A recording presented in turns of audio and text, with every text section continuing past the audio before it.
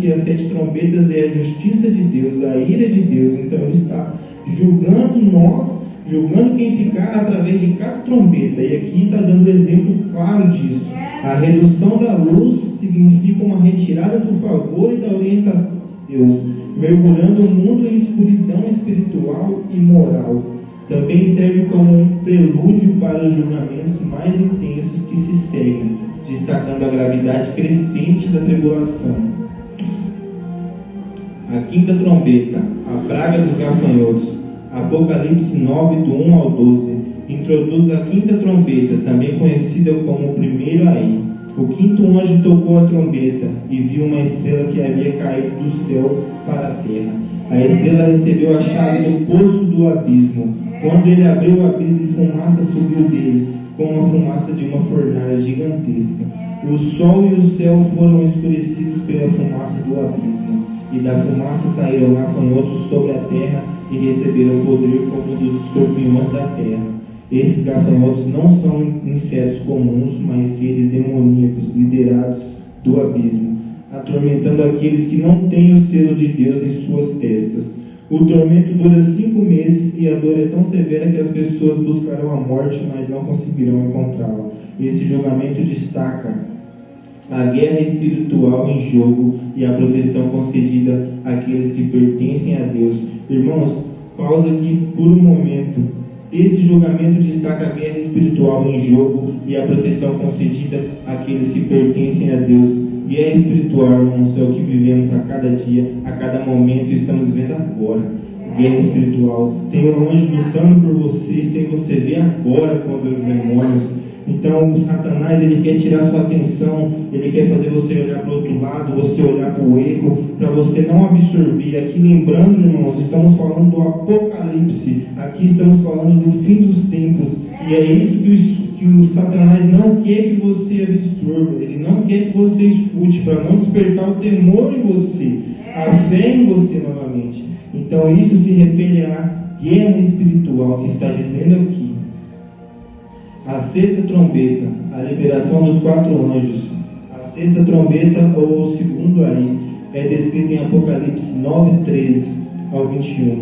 O 6º anjo tocou a trombeta e ouviu uma voz vinda dos 4 chifres do altar de ouro, que está diante de Deus. Ela disse ao 6º anjo que tinha a trombeta: liberte os 4 anjos que estão presos junto ao grande rio Eufrates. E os 4 anjos que estavam preparados para essa hora, dia e mês e ano, foram libertados, para matar 1/3 da humanidade.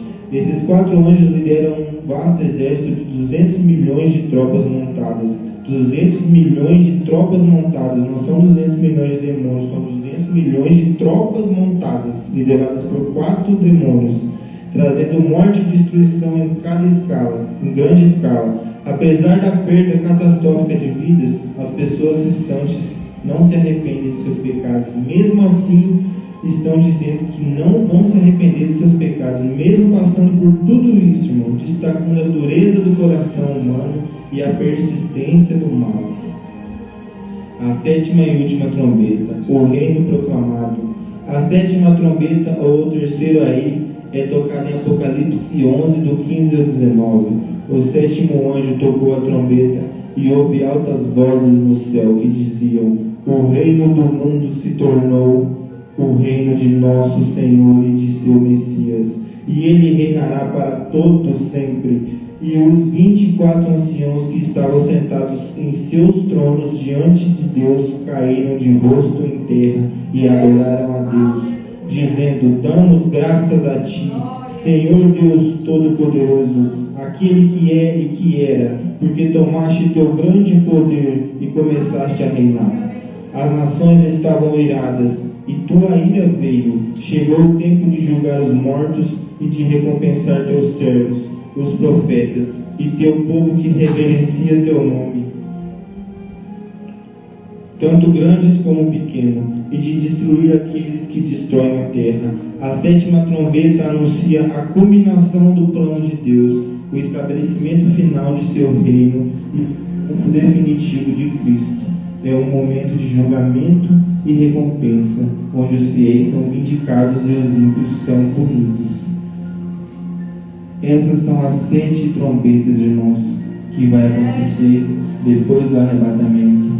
Irmãos, para quem não sabe, para quem não tem conhecimento sobre o Apocalipse, sobre o fim do tempo, pelo que eu estudei até aqui, possamos entender que em breve, depois da chegada do reino dos céus, em breve acontecerá o arrebatamento. O arrebatamento acontecerá em breve. E aqui, irmãos, o Espírito Santo me toca mais uma vez para dizer: examine-se, pois, o homem a si mesmo. Que nessa noite, irmão, você venha se examinar a si mesmo e pergunte para Deus o que você deve mudar. Assim como foi pregado alguns dias aqui sobre Sansão, que ele se perdoou em meio à sua promessa. Ele era um juiz do povo de Israel e ele se perdeu em meio à sua promessa. Ele se corrompeu com uma prostituta, porque as suas antenas não estavam ligadas, a sua vigilância não estava mais ligada. E ali, pregando sobre Sansão, a gente vai ver que ele se perdeu em meio à sua promessa, e quando ele se perde em meio à sua promessa, começa a vir as lutas e as provas, irmãos. Então, foi dito aqui que quando você se encontra em meio às lutas e meio às provas, às vezes Deus quer que você comece a fazer o que você parou de fazer, que é o jejum, a oração, a leitura. Ou Deus quer que você comece a fazer, comece a fazer o que você não faz mais. Pare de fazer o que você está fazendo. Perdão, que é a fofoca, a mentira, os maus pensamentos, as más posições. Irmãos, eu quero dizer para quem não sabe que o que vai levar você para o céu não é você vir na igreja, não é você louvar. O que vai te levar para o céu, irmãos, é a sua fé em Deus e as suas atitudes na terra. O seu olhar, o seu falar, o seu agir, o seu pensar. Vai doer, mas vai doer.